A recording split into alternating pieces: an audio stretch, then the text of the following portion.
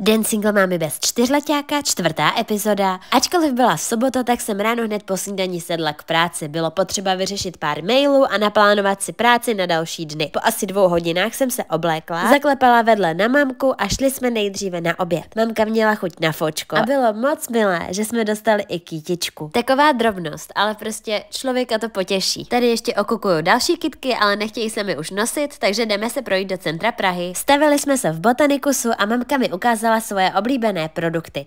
Tedy tohle mýdlo, všechno, co je z pačulí, šampóny a pleťová maska s růží. Byli jste tady? Případně nějaké produkty máte rádi vy? Kávu a dezert jsme si dali v kavárně Červená židle, pokračovali jsme na nákup a ještě pro balíček. Z baby nábytku mimochodem. Doma jsem se pustila do úklidu a reorganizace tohoto regálu. Také z baby nábytku. A hlavním cílem bylo vytvořit synovi čtecí koutek. Rád si prohlíží knížky, tak teď už k tomu má doma i speciální místečko. Když jsem přišel večer domů, byl nadšený. Pak jsme si dali večeři a to je tak všechno. Jak jste trávili Medožovi?